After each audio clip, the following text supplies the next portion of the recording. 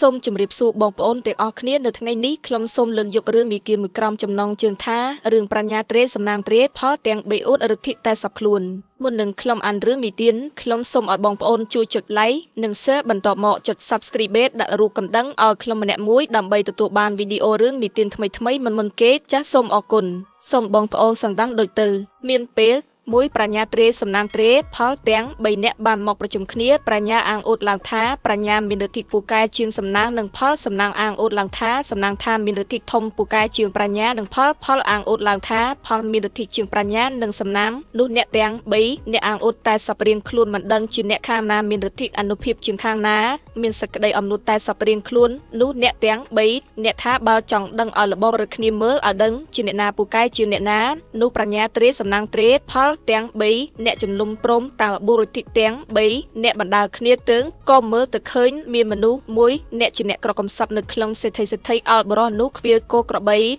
រកតែសម្ពុតអាវនិងស្លៀកពាក់គ្មានមនុស្សនោះល្ងងមិនស្គាល់ខុសត្រូវជាដឹងតែខ្វៀលក្របីនោះប្រាជ្ញាត្រេសំណាងទាំងពីរនាក់បើផលអាងអូតថាខ្លួនគ្រាន់បើឲ្យផលទៅជួយមនុស្សនៅក្នុងសេដ្ឋីនោះតើបានគ្រាន់បើយ៉ាងដូចម្ដេចឡើងនោះក៏ផលក៏បានទៅជួយមនុស្សនោះតាំងពីថ្ងៃដែលផលទៅជួយនោះក៏អ្នកទាំងពុំចេះតែនឹកអាណិតមនុស្សនោះក៏យកចំណីទៅឲ្យមនុស្សនៅក្នុងសេដ្ឋីនោះស៊ីពុំមានខ្វះចំណីអ្វីសឡើយតែផលជួយកម្លាំងដល់បានតែត្រឹមស៊ីពុំមានខ្វះឡើយផលនឹងគិតជួយមនុស្សនោះអ្វីតទៅមិនបាននោះប្រាជ្ញាត្រេសំណាងត្រេបានសួរទៅផលថាផលជួយមនុស្សបានយ៉ាងណាតទៅទៀតផលឆ្លើយប្រាប់ទៅសំណាងប្រាជ្ញាវិញថាអំណាចផលជួយមនុស្សនេះបានតែប៉ុណ្ណោះទេនោះសំណាងបានទៅជួយមនុស្សនោះទៀតឯមនុស្សនោះលុះសំណាងបានទៅជួយទៀតក៏ក្របីដែលខ្វៀលទាំងប៉ុន្មានជួយអាចមកដាក់ក្នុងក្រោលនោះក៏សតែដុំពេជ្រទាំងអស់ភ្លឺពេញក្រោលតែបរោះដែលខ្វៀលក្របីនោះមិនស្គាល់ជាដុំពេជ្រសោះរើបានអាចក្របីនោះមួយដុំយកមកចងនិងចងខ្សែក្របីក្រវីលេងភ្លឺប្រងព្រិតដេញក្របីទៅខ្វៀលជារាល់ថ្ងៃដល់ដេញក្របីទៅផឹកទឹកនៅបាងសមុទ្រក៏ក្រវីខ្សែក្របីនោះលេងជាធម្មត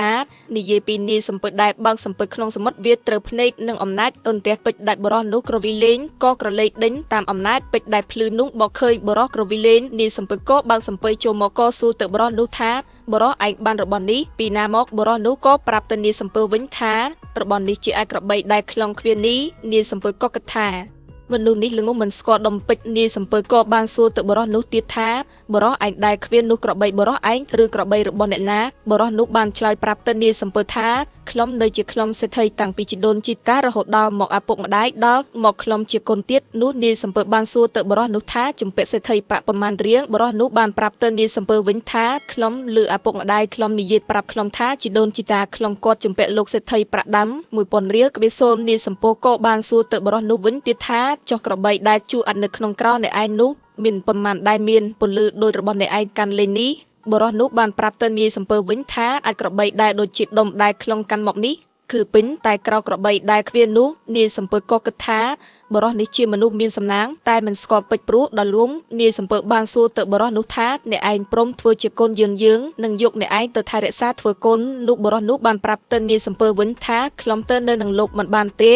េព្រោះខ្ញុំនៅជំពាក់ប្រាក់លោកសេដ្ឋីនាយសំពើថាមិនអីទេឲ្យតែបរោះឯងព្រមទៅនៅធ្វើគុណយើងចោះយើងយកប្រាក់ 1000 រៀលក្បៀសូនទៅលុះពីលោកសេដ្ឋីឯងអាចក្របីដែលជុះមកក្នុងក្រោទាំងប៉ុន្មានយើងត្រូវយកដាក់ក្នុងសំពើយើងទៅបរោះនោះក៏ព្រមតាមនាយសំពើក៏បានយកប្រាក់ 1000 រៀលក្បៀសូនទៅលុះពីសេដ្ឋីរួចក៏បានទៅកើពេជ្រយកពីក្នុងក្រោក្របីផ្ទុកដាក់សំពើពេញបើកទៅដល់ទីលំនៅផ្ទះនាយសំពើគិតពិចារណាប្តីប្រពន្ធថាកូនយើងនេះជាមនុស្សលូម្លេកឥឡូវយើងចាប់ទៅធ្វើចំនួនកាត់គូរបស់រុយអ្វីមិនកើតបាត់ដូច្នោះគូយើងទៅដណ្ដឹងកូនស្ដេចឲ្យធម្មតាស្ដេចនៅតែស្ងៀមគ្មានកាត់គូអីបើកូនធ្វើស្ដេចនឹងធ្វើបានជំនុំព្រមប្តីប្រពន្ធក៏នាំគ្នាទៅដណ្ដឹងកូនស្ដេចក៏ព្រមព្រៀងឲ្យកូនក្រមុំមកកូននាយសំពើក៏កាត់គូគ្នាការងារហើយជាស្រេចនាយសំពើក៏វិលទៅផ្ទះវិញនៅតែបរោះជាកូននាយសំពើដល់ពេលយប់កូនក្រមុំស្ដេចតាំងរៀបពុកកំទេខ្នល់ខ្នើយដំណេកបង្គោលប្តីនិងរួមវិន័យជាមួយដូចធម្មតាអ្នកទាំងពួងឯបរោះនោះជាមនុស្សរងក្លៅក៏មិនគិតទៅដេកនឹងកូនក្រមុំស្ដេចទៅដេកឯជើងកំផែងវាំងស្ដេចនោះវិញ លុះព្រឹកឡើងដល់លេងលោលេងឈុំជាមួយនឹងកូនក្មេងគ្មានកម្មកំណត់សម្ដាប់ជាកូនស្ដេចនៅមួយថ្ងៃជាតិពីរថ្ងៃនាងនោះក៏ចេះតែរៀបកន្ទេលខ្នើយច្រៀមរាល់ថ្ងៃពុំឃើញប្តីទៅដេកជាមួយសោះហើយនាងឲ្យបំរើទៅពិនិត្យមើលឃើញបុរសនោះដើរទៅដេកដល់ជើងកំផែងវាំងហើយនាងកូនក្រមុំស្ដេចកិតទៅថឹងនឹងស្ដេចឪពុកឲ្យមានប្តីមានកិរិយាមិនច្រឡំនឹងគេក៏ដល់ទទួលស្ដេចឪពុកតាមដំណើរស្ដេចឪពុកកាលណាបើបានស្ដាប់ពាក្យកូនទួសពគ្រប់ហើយក៏ខ្លាចណាស់គិតថាបុរសនេះដែលប្រតិបត្តិកិរិយាយ៉ាងនឹងជាមិនមែនពូត្រកូលអ្នក ខ្ពស់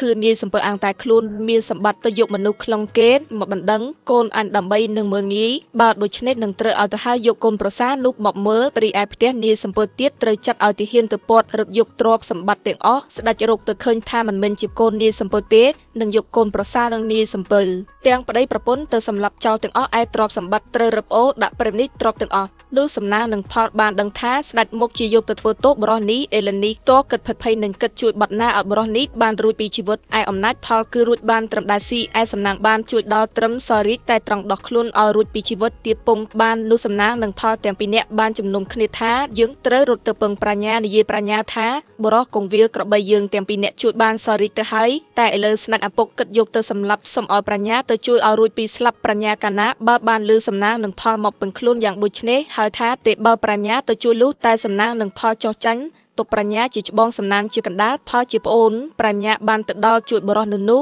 បានភ័យស្មារតីដឹងខ្លួនថាអានបានធ្វើជាស្ដេចសរីមិនត្រូវដើរមកលេងត្រូវតែកាន់សម្ដាប់ខ្លួនជាស្ដេចបរោះនោះក៏ដើរទៅរកនាងមួយរំពេចប្រាជ្ញាមួយវៀងដើរទៅត្រួតត្រាលើមនុស្សបើព្រាវទាំងប្រមាណក៏នាងកូនស្ដេចនៅឆ្ងល់ថាប្តីអញពីមុនតាំងពីថ្ងៃការួចមកដើរដេកដល់ជើងកំផែងវាំងបែបជាមនុស្សមិនដឹងខុសត្រូវឥឡូវដល់ពេលនេះក៏មើលទៅឃើញមានប្រាជ្ញាឆ្លោះឆ្លាតរកអ្នកឯណាស្មើគ្នានាងក៏សួរទៅប្តីសុំទូលព្រះអង្គពីថ្ងៃដែលការួចមកហេតុរុយតបព្រះអង្គទៅដើរផ្ទុំដល់ជើងកំផែងវាំងមិនមកពីកន្លែងក្រឡាប់បន្ទុំតើយ៉ាងដូចម្ដេចក៏ស្ដេចបរោះនោះបានប្រាប់ទៅនាងវិញថាគ្រូបងផ្ដាំបងថាបើរៀបការប្រពន្ធថ្មីឲ្យសង្កេតមើលកិរិយាស្រីសិនថាបើត្រឹមត្រូវសឹមយកធ្វើជាប្រពន្ធបើមិនបានត្រឹមត្រូវទេយកធ្វើជាប្រពន្ធមិនបានហេតុនេះបានជាបងសង្កេតមើលប្អូនឯងសិនកិរិយាប្អូនឯងឃើញថាត្រឹមត្រូវទៅបងបានមករកមាននេះនាងក៏បានទទួលស្ដេចឪពុកក៏បានពិនិត្យមើលឃើញជាមនុស្សនេះមានតម្រេះប្រាជ្ញានឹងរកអ្នកឯណាស្មើគ្មានក៏លើករីកឲ្យសោយទៅ